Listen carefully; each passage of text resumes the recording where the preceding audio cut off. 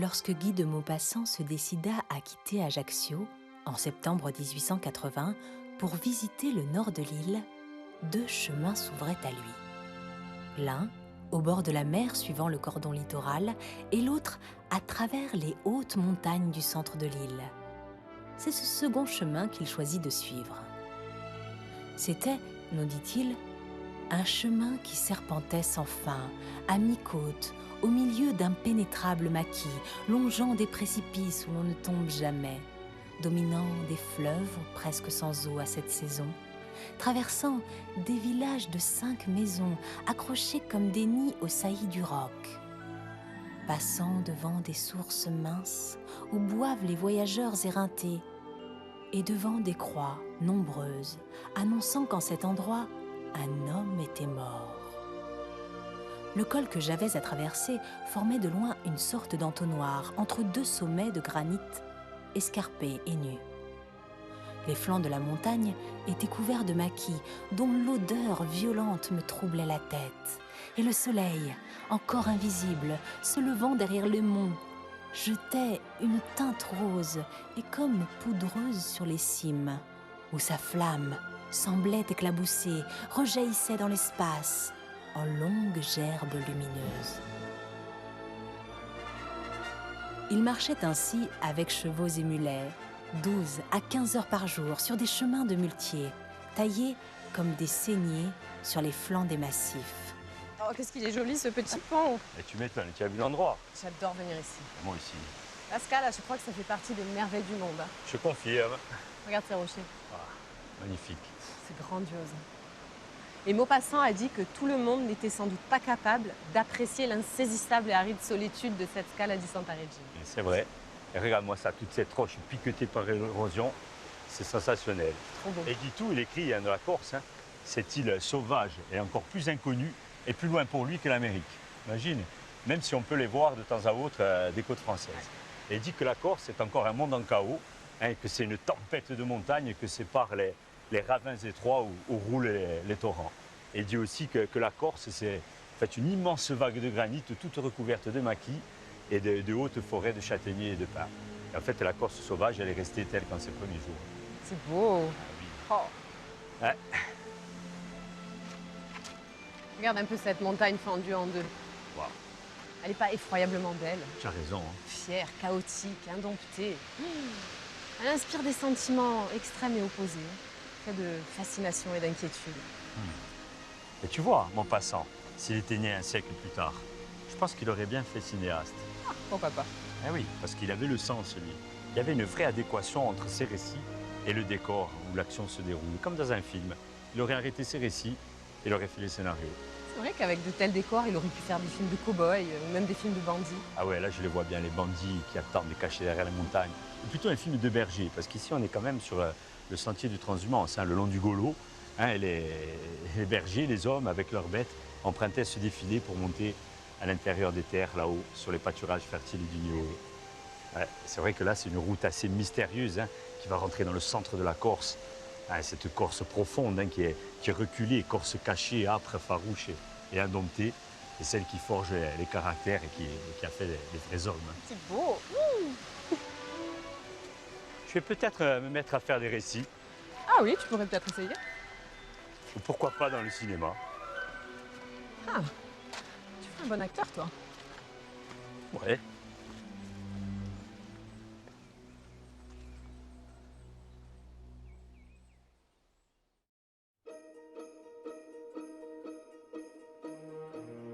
Le long chemin sinueux qui traverse la rocaille conduit effectivement à un monde caché et totalement inattendu.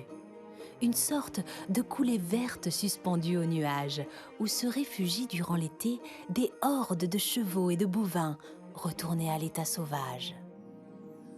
Ce monde aux allures de jardin d'Éden étend ses prairies naturelles sur les berges d'anciens lacs glaciaires. Que la végétation grignote inexorablement, formant de vastes pâturages alpins, jadis prisés par les bergers, qui y menaient leurs troupeaux chaque été, fuyant un littoral desséché par le soleil. Ces plateaux reculés s'animaient alors du brouhaha confus des animaux et des hommes. dont les clameurs grondaient et roulaient sur les cimes dénudées et le long des vallées étroites de la montagne insulaire.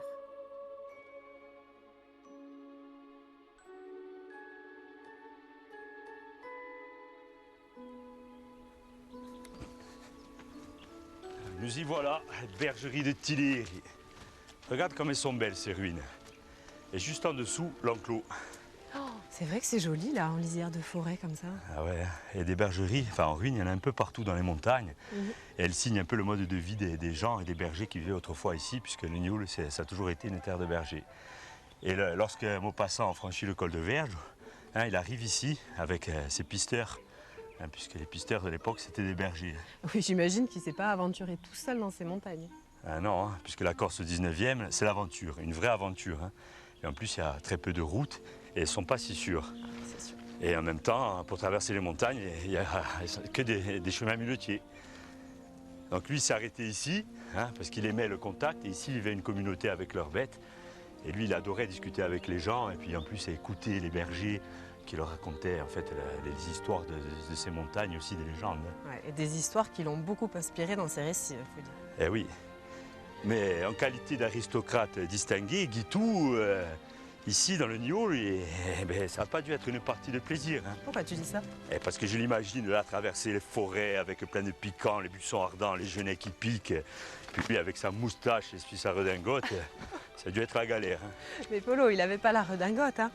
T'imagines, Maupassant, c'était un vrai aventurier. Quand il arrivait ici, il était équipé. Puis d'ailleurs, on m'a même dit que c'était un fin tireur. Ah oui, c'est vrai, j'ai entendu dire que c'était même un excellent tireur. Et puis, rien n'était laissé au hasard. Quand il est arrivé, il a été reçu par monsieur Paoli Calabretti, pour qui il avait une lettre d'amis. Et c'est vrai qu'il n'y avait pas beaucoup de routes, mais il y avait encore moins d'auberges. Eh oui, la vie à l'époque était très rude ici. Et c'est vrai que la région était très sauvage. Oui, mais c'est surtout que pour voyager, il fallait faire appel à l'hospitalité des gens, parce que sinon on finissait par dormir dehors dans le froid. Et encore le mieux, c'était d'avoir ces fameuses lettres de recommandation.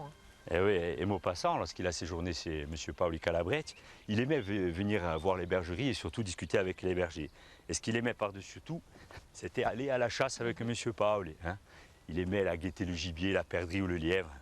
Et un beau jour, sur un chemin perdu, M. Paoli lui dit, à cet endroit exact, l'année dernière, mon cousin Jean a été abattu. Ouf. Alors là, Guitou, il avait froid dans il avait quand même un peu peur. Il s'est dit, qu'est-ce qui m'arrive? Là, j'entends des histoires d'assassinats en pleine montagne. Et M. Paoli lui raconte. Il était à la chasse avec son cousin Jean. Il s'attendait le gibier.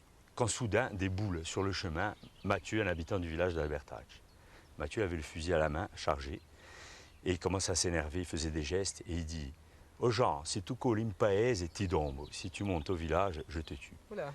Donc Jean, pour lui c'était une insulte, donc qu'est-ce qu'il fait? Il commence à s'énerver, il s'avance d'un pas, deux pas. Monsieur Paoli, son cousin, le retient parce qu'il savait qu'il y avait une histoire entre ces deux personnages, une histoire de cœur, une histoire de jeune fille. Il lui dit, oh Jean, reste calme, ne rentre pas dans son jeu. Et Jean avance, il n'écoute pas, et là, Mathieu met le fusil, il le met en joue, et babam! Waouh. Et là, Jean s'écroule devant son cousin. Mais Maupassant a dû être médusé là. Ah oui, et par la suite, en fait, le Mathieu en question a dû prendre le maquis, se cacher dans la montagne, mais a été quand même vengé par le frère de M. Paoli l'année d'après. Oui, mais bon, à force de raconter des histoires comme ça aux voyageurs, il ne faut pas s'étonner que par la suite, il nous ait pris un peu pour des fous. Ouais, mais enfin, il n'y a pas qu'en Corse qu'on avait des histoires de ce type. Même ailleurs dans le monde, à Paris par exemple, les gentilshommes, pour des histoires de cœur, se jetaient le gant au visage et après, ils s'affrontaient en duel.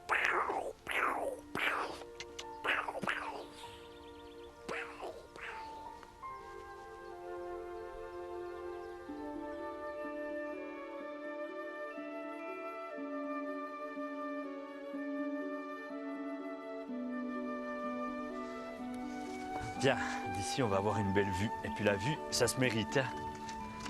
Regarde la belle forêt de Valdognello. Elle a su garder son caractère d'antan, une forêt sauvage. C'est vrai qu'elle est belle. Ouais, mais dans ces bois, il y avait des gens qui donnaient l'hospitalité, mais il y avait aussi des brigands et des bandits. Et des bandits.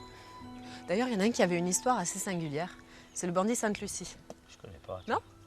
Alors, son père avait été assassiné par un homme du coin et lui était resté tout seul avec sa sœur. Et le bandit Sainte-Lucie, c'était quelqu'un d'assez, quand il était jeune, assez timide, frêle. Il était souvent malade. Et il n'avait pas déclaré la vendetta à son père. Pourtant, la famille avait insisté, hein. Il avait supplié de se venger, mais lui n'en avait rien fait. Et d'ailleurs, les gens commençaient à parler de lui en mal. Ils disaient même que c'était un lâche. Et donc, les années ont passé, et l'assassin de son père s'est marié. Et le soir de ses noces, eh bien, il marchait sur un petit chemin accompagné de ses 2 témoins, quand tout à coup, Sainte-Lucie a surgi de derrière le buisson, avec l'arme au poing. Et il a regardé droit dans les yeux, il a dit « c'est le moment ». Et là, il lui a transpercé la poitrine. Ensuite, il a tué les 2 témoins qui l'accompagnaient et il a pris le maquis. Mais Sainte-Lucie avait changé. C'était plus le jeune homme faible, frêle, qui avait peur de tout. C'était devenu vraiment quelqu'un de terrifiant. Et il est redescendu au village et il a tué tout le monde. Les alliés de la famille, les parents, il a incendié les maisons de ses adversaires et il a même tué 14 gendarmes. Alors, tu vois, c'était un des bandits les plus terribles que le monde ait connu. Mais moi, je n'ai jamais entendu parler de ce bandit Santalugi. Non, je connais le bandit Spade, le bandit Romanetti, les Bella Gauche, le bandit Bartoli, mais Santalugi, alors. Et Théodore Paul, le fameux roi de la forêt? Bah oui. Bah, ça devait être quelqu'un de ta famille, ça. Ah non, non, non, du tout. Moi, dans la famille, il n'y a jamais eu de bandit. Tu es sûr? Non, non, sûr. Ah bon. Bah, on était plutôt des gens qui donnaient l'hospitalité. Même pas un petit cousin? Non. En attendant, elle est vraiment belle, cette forêt. Et oui, la Corse du 19e siècle était bien une terre insoumise, dominée par de redoutables chefs de bande et empoisonnée par de terribles vendettas.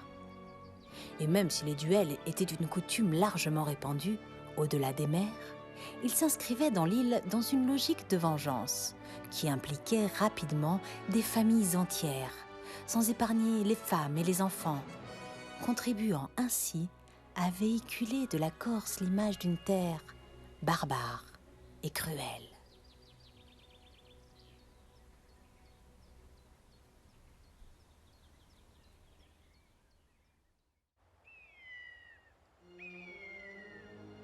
Il n'y avait pas que la montagne et ses hauts massifs escarpés qui impressionnaient Maupassant. Il y avait aussi les forêts inextricables qui formaient, au pied de ces géants de pierre, un vaste tapis végétal, dense et épais. Il trouvait celle des Alpes sinistres par comparaison, à cause de la lumière, disait-il, qui en Corse ruisselle comme de l'eau le long des massifs. Puis perce le feuillage à la manière des flèches, brûlant la peau et rendant l'ombre chaude et toujours gaie. Il traversa ainsi la forêt d'Ayton et ses hauts pins Laricho, au fût très droit, que l'on commençait tout juste à exploiter pour les besoins de la marine française. Cheminant sur un sentier ennoyé d'une végétation en grande partie vierge et originelle, il lui semblait alors pénétrer le monde mystérieux d'un continent inexploré. Cependant, le général Paoli avait appris la visite du jeune Bonaparte, ainsi que ses paroles violentes après la découverte du complot. Et il chargea Mario Peraldi de se mettre à sa poursuite et de l'empêcher coûte que coûte de gagner Ajaccio ou Bastia. Bien. Tu sais qu'ici à Ayton, sur ces massifs, et ailleurs en Corse, il y avait plein d'aventuriers. Ouais. C'était au 19e siècle. Ils venaient pour gravir les sommets avec tout leur matériel, les cordes, les piolets. Déjà, au 19e siècle? Eh oui, ils parcouraient la Corse. Oh. Comme l'a fait Maupassant. D'ailleurs, il a dû passer ici sur ces grandes dalles. Et il a dû faire des kilomètres et des kilomètres. Ouais, avec les sacs qui étaient lourds Sûrement. à contempler la nature. Ouh, que vois-je? Petit fiouquette d'argent. Oh, celui-là, il doit être d'époque, hein? Ouais, et ça, les voyageurs en avaient plein. Ils venaient élégants dans ces montagnes. Les voyagistes, comme on disait à l'époque. Tu sais que c'était pas donné à tout le monde de partir comme ça pendant quelques mois à la découverte de contrées inconnues. Ouais, il fallait un peu d'argent. Il fallait même beaucoup d'argent et surtout connaître beaucoup de monde. Eh oui, Ça se faisait pas comme ça. Hein. et être élégant. Toujours. Marcher. La classe. Hein? En toute situation. Ouais, regarde, c'est magnifique. Hein. Pouf. Et là, la forêt, elle va plonger. Elle va se terminer par cette barre rocheuse et ensuite on a les gorges, le canyon de la Spelonque. Et ce contraste entre ces rochers, cette forêt verte, c'est juste magnifique. Ouais, et c'est peint majestueux, j'adore. Maupassant aussi adorait. Et tu sais qu'il aimait profondément la Corse, hein. Il a écrit de très très jolies choses sur l'île, pas que des histoires de bandits, hein. Ouais, c'est vrai, il raconte plein de choses, plein d'histoires, et moi je les aime bien, ces Moi histoires. aussi. Et j'aime aussi son style, parce que lui, il utilise un style simple, et c'est le précurseur, parce que bien avant lui, c'était un peu complexe. Et lui, dans la simplicité, tu sais, il utilise des phrases qu'on a l'habitude d'entendre dans les villages, tu vois, que les gens parlent au quotidien, non pas des phrases alambiquées de style homme poulet, tu vois, c'est plutôt le style du cru. Hein, et des fois, ça bafouille un petit peu, tu vois, comme on le fait de temps en temps. Mais en poulet, qu'est-ce que c'est que ce mot-là? Bah, homme poulet, c'est des mots savants, tu vois, mis bout à bout, ça fait genre pompeux. Ah ouais? Ouais, moi, je préfère ça. Hein. Et c'est vrai qu'à une époque, la littérature en France, elle était plutôt mielleuse.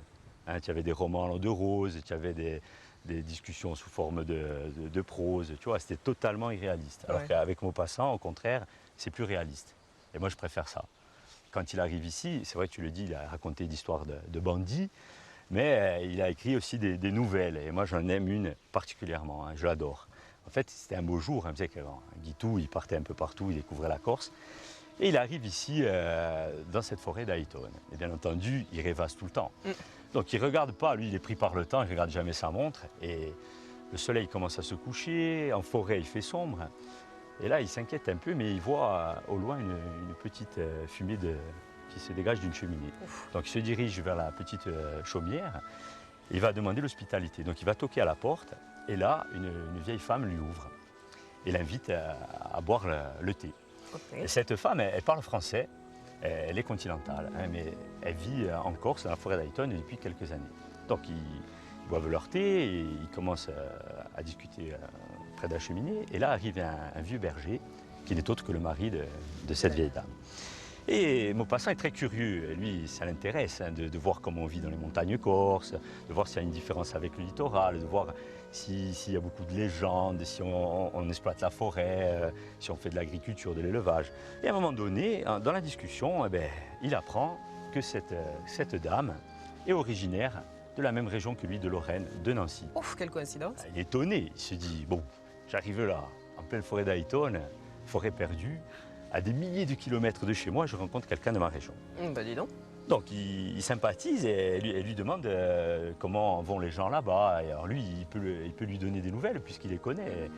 Mais il y a quelque chose qui le travaille. En fait, lorsqu'il est à Nancy, il entend parler d'un scandale qui a lieu là-bas à une époque où une très belle fille, riche, est enlevée par un sous-officier de hussards, de régiment, que commandait son père. Ouais. Et il la regarde, et là il se pose des questions. En fait, cette jeune femme s'appelle Suzanne de Simon. Et il lui dit, mais c'est pas vous, mademoiselle Suzanne? Et là, elle lui répond, enfin, la caisse. Et elle regarde son mari d'un air mélancolique. Et elle lui dit, c'est lui. Wow. Tout, il est là. Il ne sait plus où se mettre, il est sidéré. Puis il regarde ce vieil homme, il dit, mais il a vraiment le regard heureux, le bonheur qui éclate, quoi. Et il se dit, il est là, tout petit, devant la puissance de l'amour. Ces deux êtres s'aiment toujours, ils sont là, ils vivent dans un coin reculé, mais ils vivent heureux. Et là, il se dit, mais elle était riche, elle aurait pu tout avoir. Elle est partie pour venir ici, en forêt d'Ayton, vivre modestement, avec des habits de toile. C'est exceptionnel, c'est magique. Et il se dit, elle a quitté cette noble Lorraine pour venir en Corse et vivre dans le bonheur. Waouh. C'est pas beau, ça? Ouais. Mais il y a beaucoup de continentales qui sont venues épouser des Corses, et même des Américaines, hein. Ah ouais, c'est vrai. C'est une très très belle histoire en tout cas, hein. Un bel hommage à notre Corse. Ouais. Et une vraie critique aussi de la haute société bourgeoise, hein. Ouais, mais quand même, nous, hein, ici, on est quand même... Dans les bonnes manières, tu veux voilà, c'est ça. dire. Oui, enfin ça, c'est ce qui devait se dire dans les salons bourgeois, dans les grandes villes. Ouais, les salons bourgeois. Je les imagine bien, tu sais, en pleine discussion. Chère cousine, ma pauvre, votre fille est partie avec un rustique dans les montagnes corses sauvages reculées. Et la mère, tu sais, comme ça. Oh, j'ai enfanté d'une sotte. Mais pourtant, il paraît qu'elle semble être heureuse dans ces montagnes. Une vraie sotte. Elle aurait mieux fait épouser Charles-Henri. Ils auraient eu des enfants si beaux. Je vais donner, moi, un bon vieux rustique. Et tu sais, quand tu es rustique et élégant, Tu es un aventurier. Ça, Guitou, il avait tout compris. Car lui, c'est un charmeur. Guy de Maupassant n'a pas toujours eu bonne presse dans l'île. À cause de ces nouvelles qui parlaient de brigands et de meurtres, et qui contribuèrent à répandre l'idée d'une Corse violente et sanguinaire. Mais l'ambition de l'écrivain était bien différente, car à l'opposé de certains de ses contemporains qui insistèrent, effectivement, sur le côté rustique et barbare des bandits corses, Guy de Maupassant s'attacha habilement à restituer la noblesse de leur caractère. Comme il l'a souvent fait avec les héros de ses nouvelles, à commencer par Boule de Suif, son premier véritable succès littéraire, qui met en scène une jeune prostituée qui s'avère en réalité bien plus noble que les bourgeois qui gravitent autour d'elle. Guy de Maupassant n'a pas dépeint une Corse sordide et cruelle, il a décrit une Corse valeureuse et hospitalière. Certes, ces personnages sont rudes, endurcis et parfois impitoyables, mais il associe ces traits de caractère à une nature tout aussi farouche, opposant par là même la mesquinerie des bourgeois et des notables urbains qui se montrent souvent bien pires, sans ne pouvoir prétendre à quelque excuse de circonstance. Pour Guy de Maupassant, la pureté des âmes ne s'achète pas dans le luxe et les bonnes manières. Ce sont les valeurs de cœur qui définissent les hommes.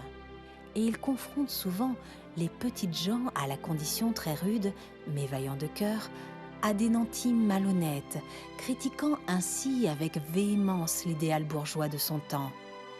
Hypocrite et lâche.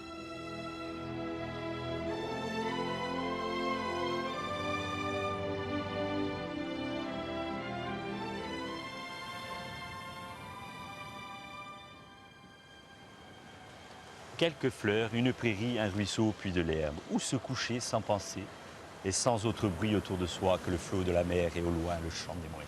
Oh, c'est joli. Ça, c'est mon côté romantique. Et regarde ce panorama isolé des Saguenay, cette roche noire avec le bleu de la mer et le bleu du ciel.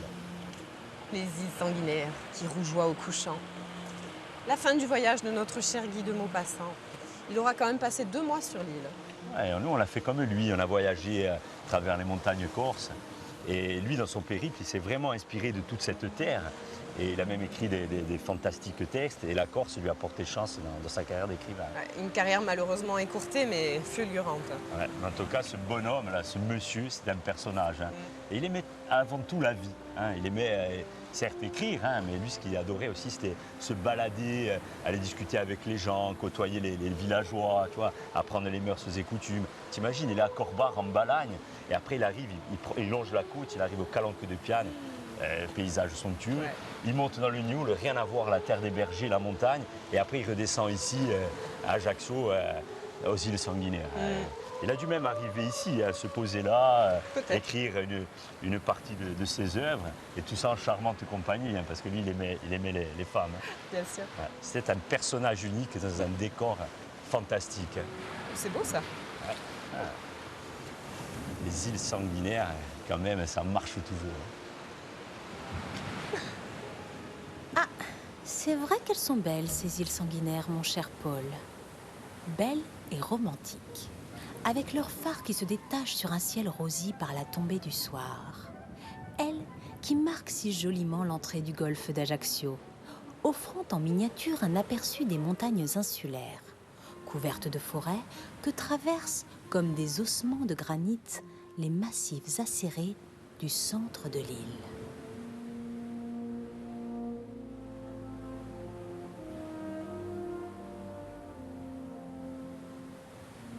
Debout dans l'écume des vagues, elles servirent de cadre aux rêvasseries de Maupassant comme à celles de Daudet 20 ans auparavant, insufflant à tous des sentiments de noblesse et des désirs de liberté.